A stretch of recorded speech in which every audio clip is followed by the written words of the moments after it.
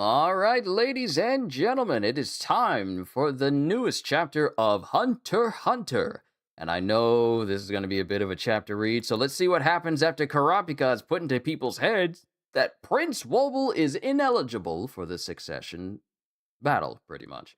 Yo, peoples! Kyushu92 here. Welcome back to more Hunter x Hunter.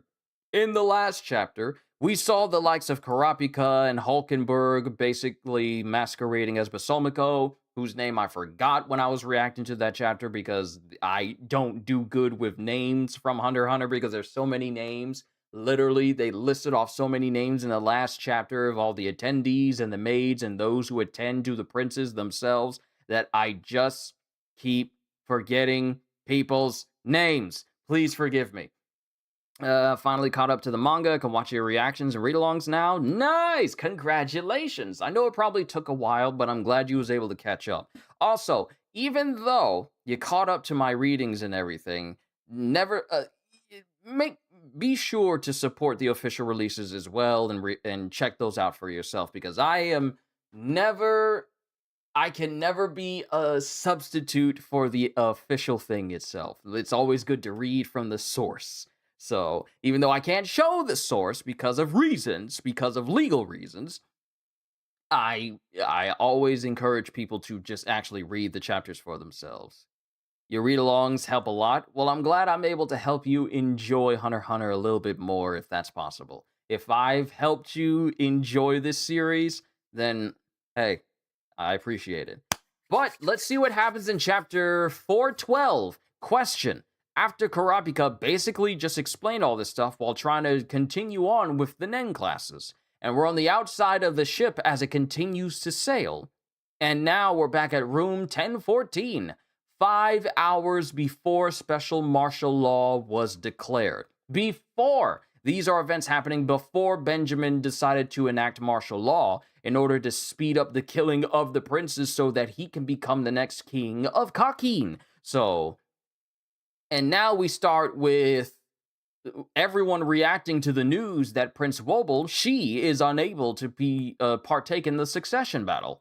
And everyone's thinking, 14th Prince Wobble isn't participating in the succession battle?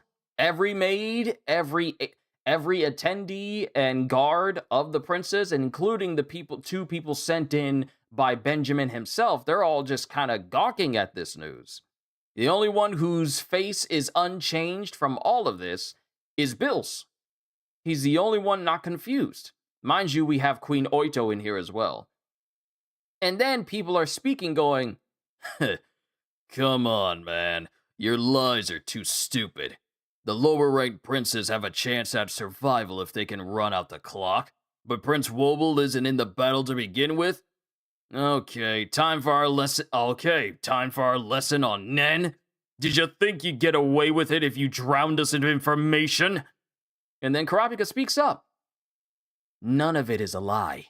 I have made deductions about the limitations, yes, but I am confident in what I'm telling you now. We can't wait for verification of every detail. Why don't I give you some time? Let's have class begin at 10 a.m. today. Go and think things over.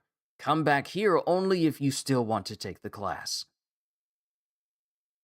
And mind you, dude that wants to start mess, he's the one questioning Karapika right now.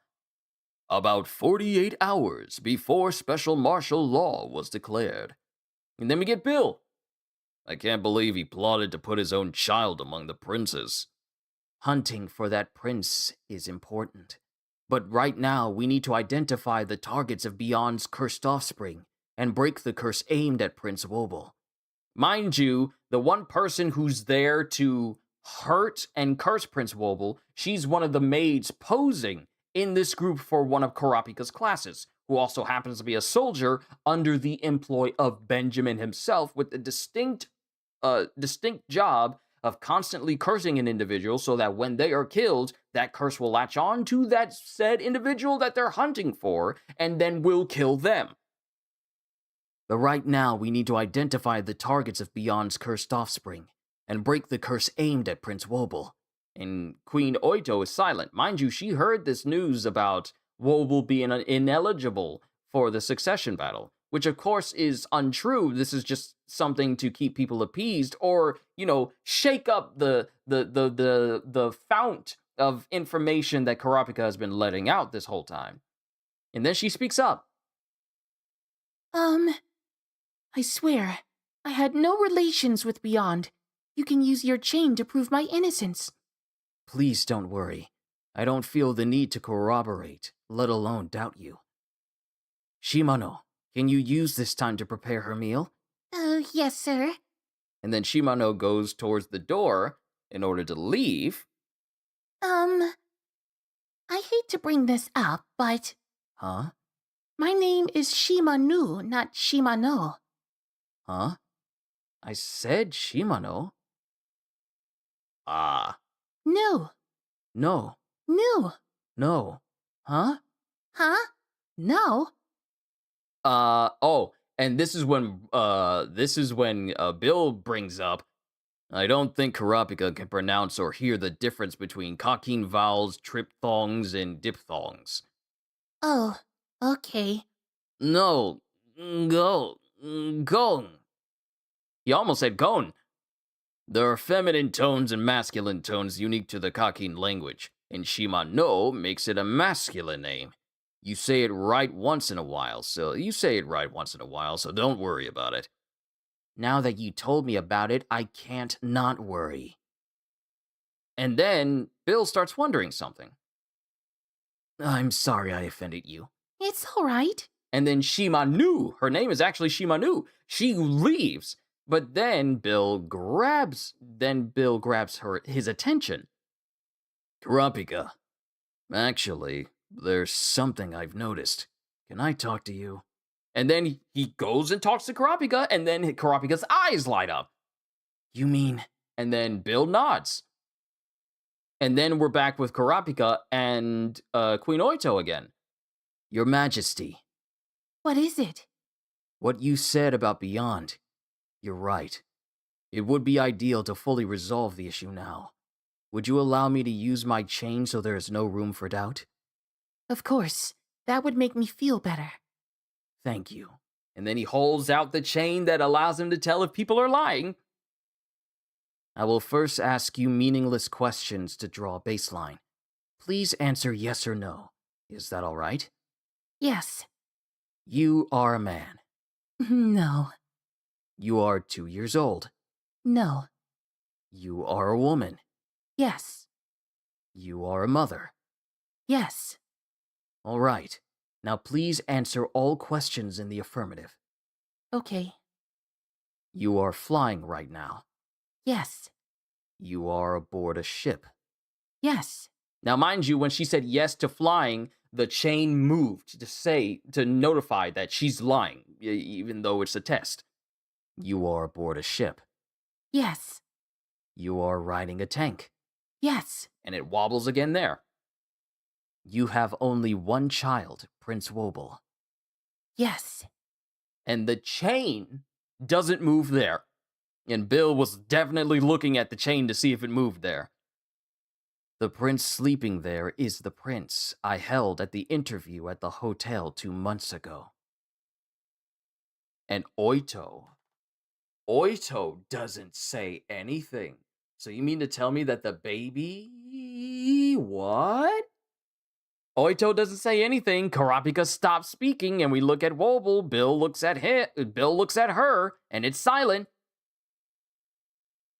Wobble is... my baby. And then Karapika's looking at the chain. Karapika's looking at the chain. And it's not moving, but Oito's hands is kind of trembling now. Your Majesty, can you please answer yes to my question? How? Did you know? Was it Shimanu? Bill noticed the difference in your pronunciation. Oh, wait. Brother, what? And then Bill speaks up. The semi-voiced feminine tone B and the voiced masculine tone B, formed by the teeth without closing the lips, are comparably clear. You were using the gender neutral tone B at first, and then you started to differentiate at some point. It made me wonder. I didn't think it was a big deal at first. It's such a subtle difference, and plenty of native speakers can't differentiate.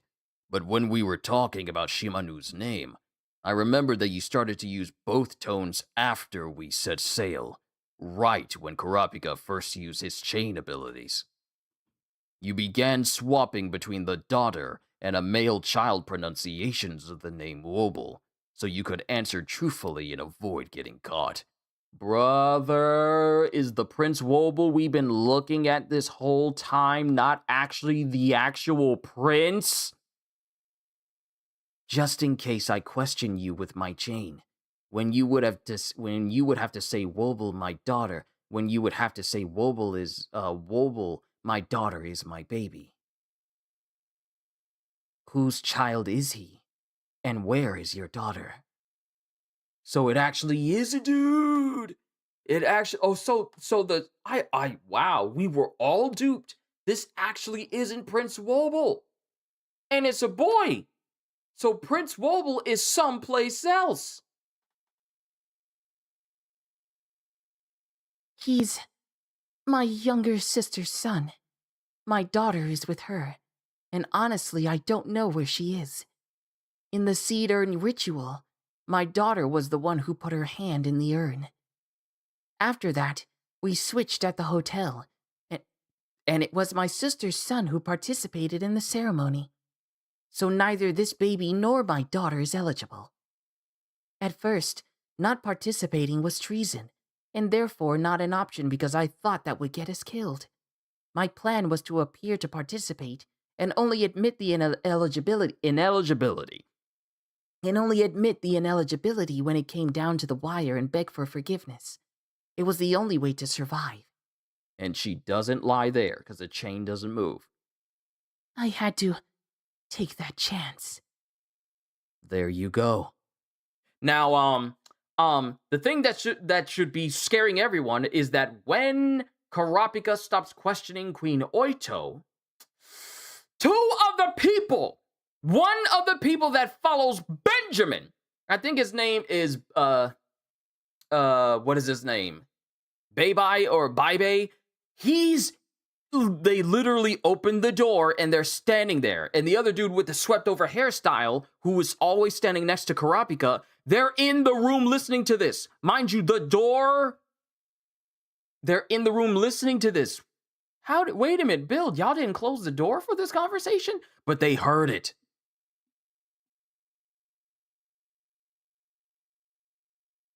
Oh, so wait a minute. Even though they did it, and now I realize that this actually isn't a concern. This actually isn't a concern. Because if they heard the truth, they'll know that the prince is someplace, but they don't know where, and that this individual here truthfully is ineligible to partake in the succession battle, because this isn't even the prince. So nothing Kurapika said to all of them in the last chapter was a lie at all. We're not even halfway through the chapter right now, but they hear it, and Kurapika goes, "The queen isn't lying. We are not party to this." And all of them here, including Bill, and we have very detailed images of all their faces as the ship continues to sail on. And now, it is now 10 a.m., and Kurapika is in front of everyone. Now Kurapika's in front of everyone, but there's far less people. We still got the two individuals from Benjamin's group staking in. And I can't remember all their names. I'm sorry. It's beyond me to remember every single person's name here. I just don't have that time. But he's thinking to himself while he's standing in front of the people who are left for the class. The only one who dropped out was Slaka, the second Queen's guard who wasn't taking the class anyway. The plan failed. If either one of Benjamin or Zhonglei's personal guards had dropped out, I thought the announcement that Prince Wobble wasn't eligible would be more believable and would greatly decrease our risk of being targeted. It won't be that easy. My only path is to develop their Nen abilities as per my original plan. Benjamin's and Zhang Lei's personal guards confirmed that Prince Wobble was male, and we conveyed to them that the switch itself is true. Just by getting off of First Prince Benjamin's hit list, we've reduced the threat significantly. They'll maintain a status quo even though they know the prince is not Wobble, because the real Wobble could still be hiding aboard this ship and really does have eligibility. No matter what Benjamin's camp says, if things stay unchanged, the other princes won't believe it. But if the third and fifth princes feel I'm still useful, the alliance will continue. I still have 10th Prince Kacho's letter, too. I'll continue to show them the power of Nen abilities and prove that I still have important and useful information. At the same time, I must identify Beyond's biological children and their targets. I can prove that the sister's son here isn't the official heir using physical characteristics. As long as the official heirs don't charge them with conspiracy and contempt, he won't be directly involved in the battle, and there should be little risk to his life for now. The problem is Wobble, the one who isn't here. If the curses beyond placed on his children that activate upon death are powerful enough to kill, they'll take effect instantaneously. A defenseless baby has no way to resist. The only solution is to locate the cursed sacrifice beforehand and exorcise them. The rest of the cursed sacrifices Long Yi told us about, they weren't told who they're cursing or under what conditions the curses activate. Would it be fastest to just ask Beyond, the root of all of this? And then we just cut to different parts of the ship, and we cut into a room, and we get Tiger and Monkey from the Zodiacs, and Beyond is smiling as he goes, "Hey, I've been waiting for you." And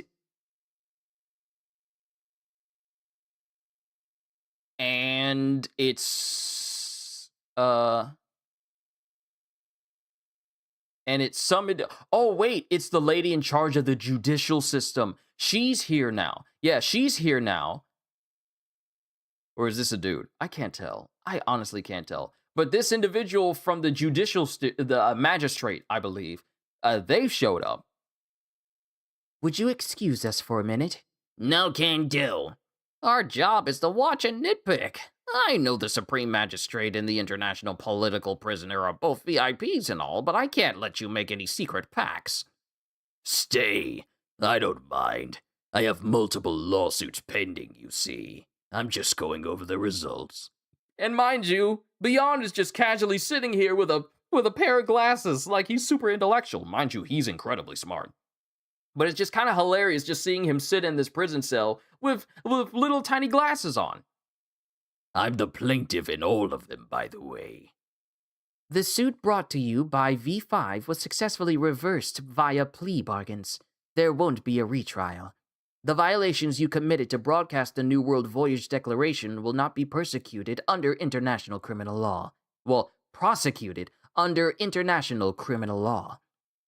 Well, they all just got transferred to the clandestine contract with Kakin.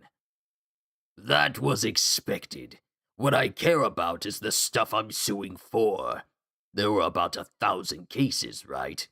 Beyond is suing people? 1,047 to be exact. To cut to the chase, the Supreme Court deliberated on them collectively, and all have been dismissed. Are you serious? All of them? Did you really look at them? Yes. I examined them all myself and made my decision. That's just shoddy work. Excuse me? How many months do you think I spent on them? So Kakin has no plan to guarantee even the bare minimum of human rights for the general populace. Respect for basic human rights is already stated in the Constitution. And I sued because it's not enforced. First of all, the definitions of human being and citizen need to be clearly defined. The royal family and the general populace. I gotta do my face and change it this way for this chapter. The royal family and the general populace combined are the people of Kakin. Until they add that sentence, you'll never gain the trust of the general public. That had been adopted before the suit, and regardless of the succession results, King Nasubi was already going to reconsider the wording of the Constitution, especially recognizing the equality of royals and the populace under the law. I've brought the records of all judicial reviews and related amendments, and copies of clause revisions. You can forget that. I'm never going to read through stuff like that. That's the reason why one other reason why I'll never be a lawyer. Because so much reading! So much stuff you gotta remember! For people who are actually lawyers and remember all of this stuff, I commend your memory. I commend it so much because there's so many things you gotta remember at all times. I've brought all the records of all judicial reviews and related amendments, and copies of clause revisions. It's impossible to expect past royal crimes to be prosecuted immediately, but there will be a deterrent in place for the future. Though I'm concerned that once the royals become part of the populace, things will be much worse from a security standpoint. And then Tiger goes, Hey, we gotta look through all of that? As if you can fully scrutinize that. Just check if there are any suspicious objects in there. And then Beyond just continues. An executive decision would be quicker and more effective than a constitutional amendment. Let's see. I'm aware that cherry-picking features of both dictatorship and democracy is tricky. And apparently he's done with this book. Read it. Next. Yeah, right. Too fast.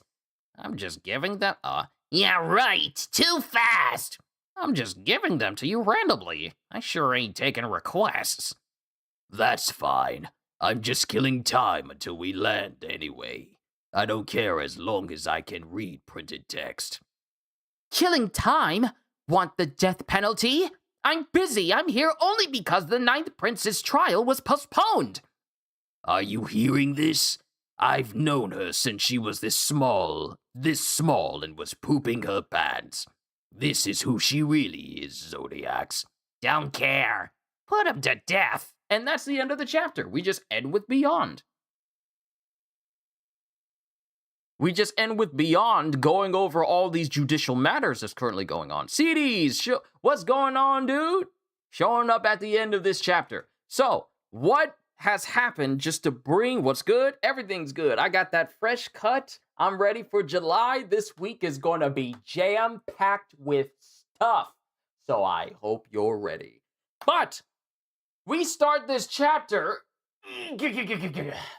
with certain people, well, mainly it's just Slacka, who literally doubts the information that 14th Prince Wobble is unable to participate in the succession battle. But it turns out that the Wobble we've been looking at this entire time, all because of a pronunciation and dialect correction with Bill and Shimanu, not Shimano, we pretty much learn that apparently Queen Oito has been hiding the fact that the Prince Wobble that Kurapika and Bill have been in charge of protecting, and especially getting out of the succession battle, isn't actually the prince. The one who partook of the in the seed urn ritual, the one who put her hand in the seed urn was actually Queen Oito's daughter. And the babies that we've been looking at this whole time is not the prince, but her daughter's son. And it's all because of the tone and dialectal tones that Oito was using to refer to Prince Wobble, with the subtle changes that made it so that she wasn't lying under Kurapika's chain. But it wasn't until Kurapika exposed it, saying like the prince sleeping there is the prince I held at the interview at the hotel 2 months ago, showing that Prince Wobble he actually held during the interview, but the Prince Wobble that's in front of him and has been on this ship this whole time in front of Kurapika that he's been protecting is actually Queen Oito's nephew.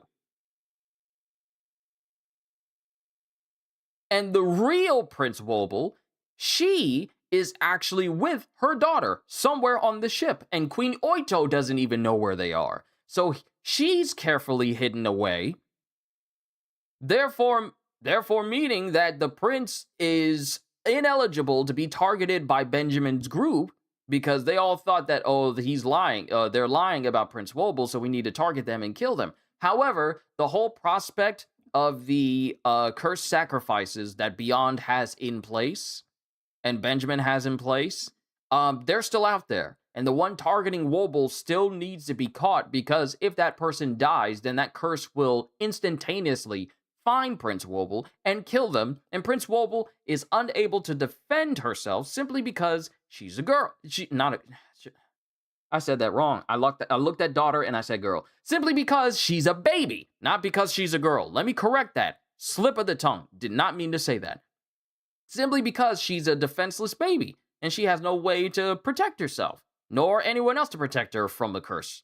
So that whole matter is pretty much on ice for the moment, where the threat towards Oito and the fake Prince Wobble is pretty much lifted. And since both Benjamin and members of Zhangle and Tupepa's group basically listened in on it, they all heard it. So now that makes them ineligible to be targeted by Benjamin. And then we have, and Slacka's the only one who left and didn't want to take any of the classes. And Karapika basically muses that if either one of Benjamin or Zhanglei's personal guards had dropped out, I thought the announcement that Prince Wobble wasn't eligible would be more believable and would greatly decrease our risk of being targeted. It won't be that easy. There's a lot going into this, saying, my only path is to develop their net abilities as per my original plan. Benjamin and Zhanglei's personal guards confirmed that Prince Wobble was male, and we conveyed to them that the switch itself is true. Just by getting off of First Prince Benjamin's hit list, we've reduced the threat significantly. They're maintaining status quo even though they know the prince is not Wobble, because the real Wobble could still be hiding aboard this ship and really does have eligibility. And then just going through all the things that need to be done. I can prove that the sister son here isn't the official heir using physical characteristics. As long as the official heirs don't charge them with conspiracy and contempt, he won't be directly involved in the battle, and there should be little risk to his life for now. The problem is Wobble, the one who isn't here. If the curses Beyond placed on his children that activate upon death are powerful enough to kill, they'll take effect instantaneously, a defenseless baby with no way to resist. The only solution is to locate the cursed sacrifice beforehand and exorcise them. It feels like something is on my lip. What in the world? The rest of the cursed sacrifices Longi told us about, they weren't told who they're cursing or under what conditions the curses activate. Would it be faster just to ask Beyond the root of all this? And then we get Beyond, who apparently is being questioned by the magistrate, the supreme magistrate, and all the suits. Apparently, Beyond was trying to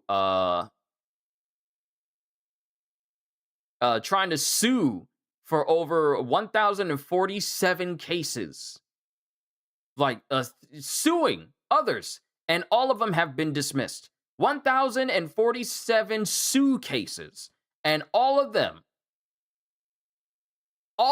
have been dismissed. And Beyond's all like, oh, that's shoddy work, that's unbelievable. But really, he's looking to basically change the rules of the Constitution of Kakin itself, so that the royalty of Kakin and the populace are regarded as human beings, and human rights and all that is for all people. But it still feels like Beyond has like, and he's going like, an executive decision would be quicker and more effective than a constitutional amendment.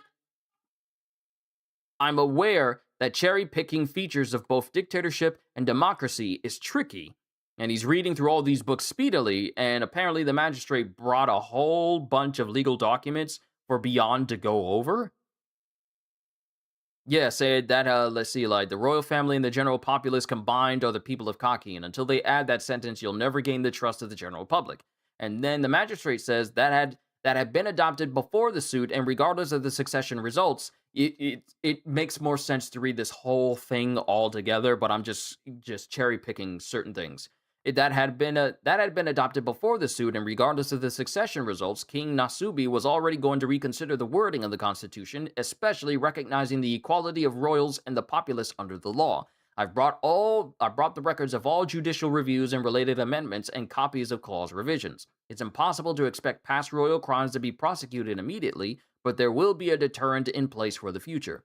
Though I'm concerned that once the royals become part of the populace, things will be much worse from a security standpoint. So if the royals are considered one amongst the populace, then what is allowed for the royals will also be allowed for the populace as well, because they be considered one and the same. And as far as we know, there's always been a separation between the royalty and just the regular general populace as a whole. So if this amendment actually goes into effect, then the royalty will just be treated on the same. The people will be treated on the same level as royalty, and that is the magistrate is right. That's actually going to offer up way more issues and way more problems than one would think, because what's allowed for royalty will also be allowed for the populace as well. Security, perks, and everything, because they'll just be considered one and the same combined. There won't be any differentiation.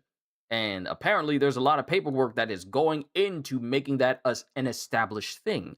So not only do we have like a whole succession battle to decide the next king of Kakeen, but we also have apparently Kakeen politics mixed in this as well. And you would think, after witnessing the many boring episodes of politics in Star Wars: The Clone Wars, or anything related to the Senate and politics within Star Wars, you would think that one would be tired of politics in media. But here's one where it's actually quite interesting, and I actually want to know more. Simply because out of every series I have interacted with, this is the only series that will literally take you on a chapter book roller coaster ride of exposition and explanation for everything.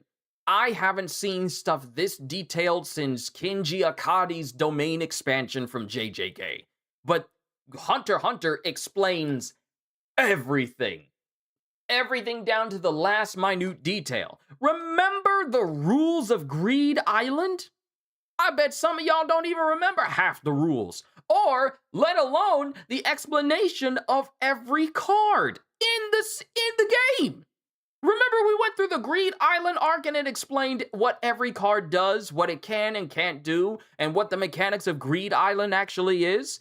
I bet y'all can't remember even the very first rule of Greed Island, because I can't. And here we're getting explained the potentiality of legislation and amendments for the Constitution of Kakeen being changed, and how Beyond has all of these different lawsuits that he was suing for, and all of them got dismissed. But now we're having him getting brought all of the judicial reviews and related amendments and copies of clause revisions for prosecution and for the nation of Kakeen, as well as for its legislation and its political amendments and everything. That's crazy to me, that you get so much explanation for this stuff. And you want to know the crazy thing? Not going on break after this. And I say this a lot about a lot of series that I react to here on this channel. I read a lot of series where I feel like, wow, this was an exposition heavy chapter. Hunter x Hunter is the only one where the exposition is literally entire chapter pages. Where oftentimes there is way more talking than there is even action. And honestly, it's been a while since we've seen any action, since the Phantom Troop were hunting down, the people that were actually trying to kill him. That's how long it's been since we had something heavy action-oriented. The last time we had it was when the Phantom Troop was in the picture. But now we're getting all this talk of just politics and amendments and judiciary legislations and constitutions and due process and changing constitutions so that royalty and the general populace of an entire nation can share the same playing field, and how security and how basically everything will shape up, and what's the difference between I'm aware that cherry picking between features of both dictatorship and democracy is tricky. Like, how can we pick something from dictatorship and incorporate that with democracy and have that mesh together? There's just, you hear a slight frustration in my voice. It's not a slight frustration. It's more like, you don't really get a lot of stories that will go to this extent to explain things in great detail. Even these conversations that carry on and take up most of the pages. You don't get a lot of series that goes through the efforts of not abbreviating things, because you get the whole detail. This is the result. This is before you say too long didn't read. This is, and not saying that the chapters of I was about to say One Punch of Hunter x Hunter are too long to read. It's just that when you get through this and you try to summarize it, that's when you say too long didn't read, because there's just so much to take in. There's a reason why I don't remember half the names of the people I've interacted with in this series, because there is so much information packed into one singular chapter that some of that stuff gets overridden. Like, I'm just remembering back to the first Hunter's exam where everyone was being introduced by Satots. I remember Satots. I remember Menchi. Don't remember the big fella that liked to eat. Don't remember him. I realize that JJK is basically inspired and based on Hunter x Hunter after reading it, because it's just too similar with abilities, Nen, and everything. In a way. Yeah, it's crazy that he goes so much into detail about everything, while some authors just neglect everything and throw everything away without any explanation. Depends on the author. But that's where we're at right now. We're dealing with a whole bunch of judicial replacements and changes for the constitution of the nation of Kakin, while we're also dealing with the news that the real Prince Wobble is somewhere on this ship, unknown to even Queen Oito herself, and has thus raised the bar off of Kurapika just a little bit, not completely, but just a little bit. And so now we got to deal with that as well, and it's still 48 hours before martial law starts. So we still got all of that going on top of this. And we have the whole goal of finding the cursed sacrifices to keep them from killing Wobble, yet we don't know which cursed sacrifice is to which prince.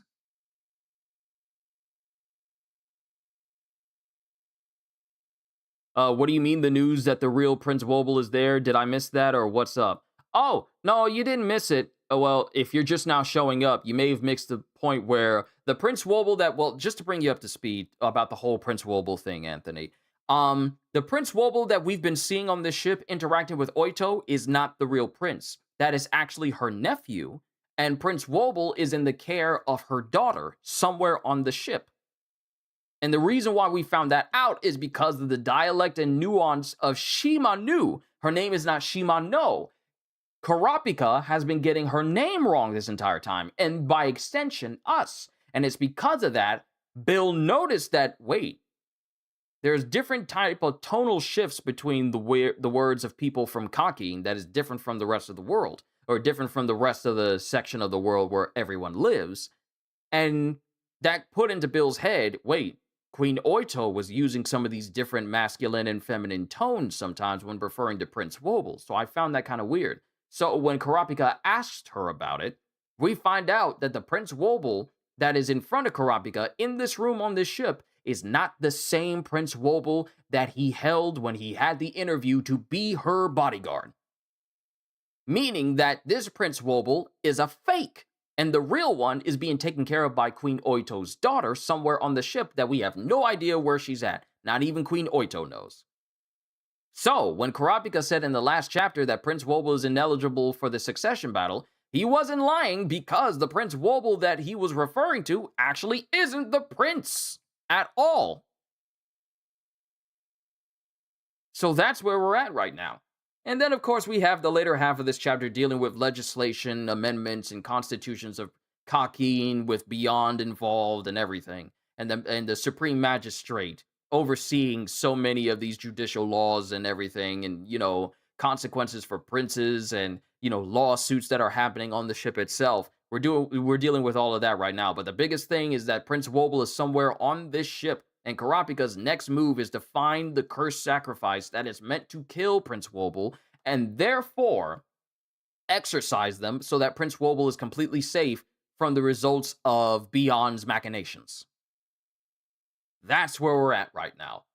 There's a lot in here. I could paraphrase all day, but it's so much better if you check out the chapter itself because there's way more going on here intellectually and dialogue wise than I can explain. But that's just how I feel. It's a good chapter though. Let's see. I feel I may need to study Hunter x Hunter in the mind of this author to improve my dialogue and etc. If only you have times off from work. So that could mean the daughter either heavily protected by a heavy Nen user or she's good at disguising someone and we might have seen her. It'd be crazy if we've actually seen the daughter walking around since this arc started and we never paid her any attention. But we don't know what the daughter looks like. We don't know what the daughter looks like. And two, we don't know if the daughter can use Nen and is therefore using that ability to shield herself and protect Wobble. Because not even Oito knows where she is. There's plenty ideas in mind right now, but what I do know is we're not going on break after this, so we get to see how things progress after this supremely surprising revelation. So, yeah, Hunter x Hunter is back in full swing. Was there any random person talked to in the panel? No, because when Oito was explaining this, it doesn't show any images of another individual.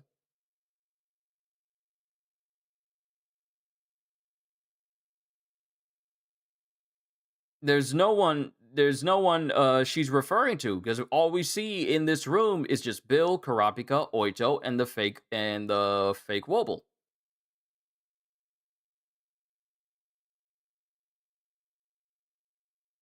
No, not this chapter, but since on the boat. Dude, I don't know. No, we haven't spoken. Oito has not spoken to anyone randomly that I have witnessed because Kurapika has always been around her. And not many people have been able to get inside of the room with Queen Oito at all. So she hasn't spoken randomly with anyone. Not that I have seen. Which means that it happened before the ship set sail. The plan was enacted then, and they probably hid off somewhere. There is a theory that the scene where Queen Unma is shown, in the background there's a maid attending to a baby in a cradle. The theory is that is the real Wobble. Interesting. That would be interesting. I can't remember what chapter that is that you're referring to, but that would be interesting if Prince Wobble is literally hiding in plain sight and no one is able to tell.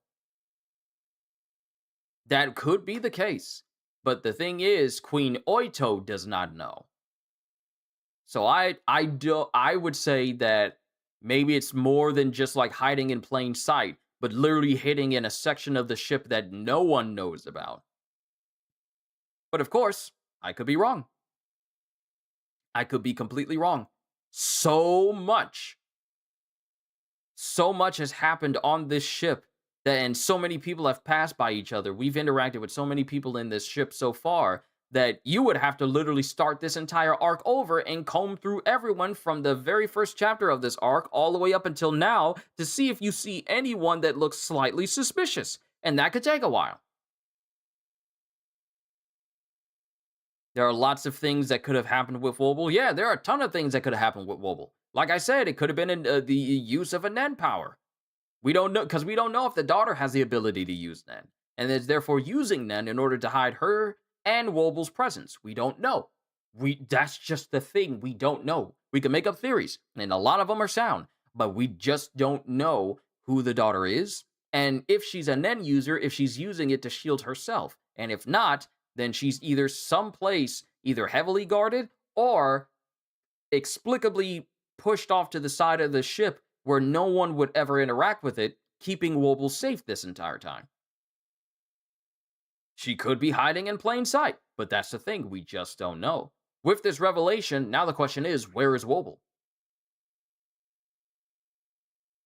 Could be an invisible Nen power like that chameleon. Melioron, I know who you're talking about.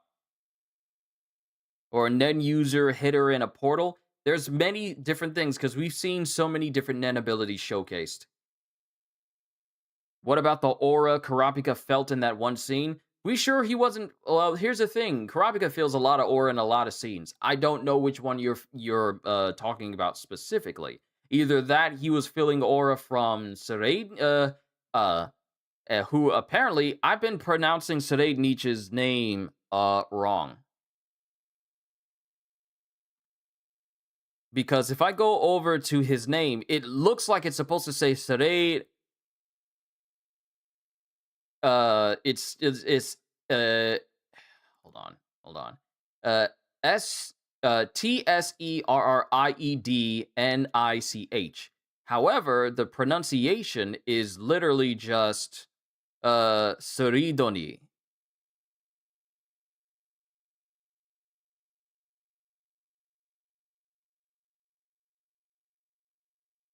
Seredori Hoikoro. So I've been mispronouncing Huigoro. It's supposed to be Hoikoro. The one where the black aura came from Woble's crib. What chapter was that? Suridoni Hoikoro. That's his. So it's not Sereidnich, it's Suridoni. So I've been mispronouncing his name this whole time. If I could just remember the chapter you were talking about, I would go there instantly, but I can't remember. But given the fact that is this when Karapika was having the interview at Woble's near Wobble and sensed the aura around the crib? Because the interview, I believe, happened before we got on the ship itself. I believe the interview happened before we got on the ship, not during. Because the Wobble that Karapika held was not the same one at the interview. If only I could remember what chapter you're referring to. If only. I can't remember for the life of me, though. But overall, not to keep you guys any longer than I already have, because I need to go ahead and record today's reaction to One Piece. And then I get to rest a little bit, but I still got some more stuff to do later. But overall, too long didn't read of my whole opinion on everything. This was a good chapter. That reveal of Prince Wobble not actually being the actual prince and the real princess. Chapter 358. Oh, look at you coming in clutch. Hold on. Let's check that out. And then I'll do my outro once I say what I need to say. Wow, it's been a while since I read that chapter. That's the volume where Crollo and Hisoka were fighting each other. Let me see.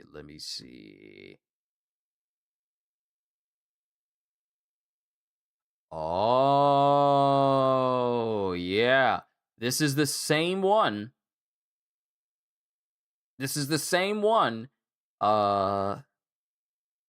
Mizai was speaking to Kurapika, and then Kurapika goes, "Queen Oito, we should confirm your emergency evacuation route so we're on the same page. Emergency? What else could possibly happen? If a fire or a riot breaks out, the gate between tiers 2 and 3 could be opened. We might be able to sneak past the princes and the army and blend in with the public. Is that possible? We must be prepared because we don't know what could happen. You should also learn where the blimp lifeboats and pods are and how to use them. Knowledge will vastly increase the probability of survival. When you must make a snap decision in a life or death situation, the difference between not knowing and knowing what's possible is huge." And then Oito is shaking, and Kurapika's looking at her, going, "Your Majesty, are you all right?" And she says, "I had prepared myself to die on this ship. Now that I realize there may be hope, And then he tells her to rest for a while. "I will gather the necessary intel, take the queen and the prince to their sleeping quarters."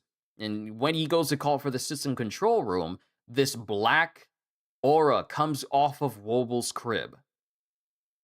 And it grabs Karapika's attention because he can sense it. No one else can, but he can. And he swings around to look, and it's gone.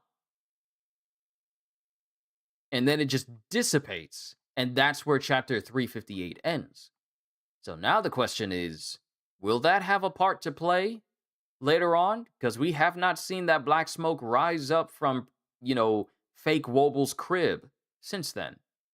Kurapika's never had a moment where he had to swing back over and look at that crib ever since this specific moment happened. Maybe she's like a ghost like Nen. Maybe she has ghosts like Nen. I don't know. I don't know. It's good that you brought that up. Like a spiritual Nen? Maybe. But that's just the thing. We just don't know. But overall, this chapter today, chapter 412 of the newest chapter of Hunter x Hunter, was actually fairly good today. I enjoyed it. That reveal was by far the biggest shock to me.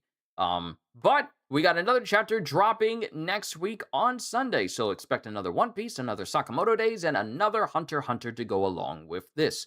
Overall, I enjoyed myself, and I can't wait to read more Hunter x Hunter for you guys the next upcoming Sunday. With that being said, I'm going to draw it to a close right here. Hope y'all enjoyed. Can't wait to see you all in my next video. Like, comment, and subscribe if you haven't already, and only if what I did here today was even worthy of that to you. Check out my membership or Patreon, because I am always looking forward to entertaining you. And because I know you're coming back anyway. Have a fantastic day, and once again, as always, I need something to drink. I'm so parched right now. As always,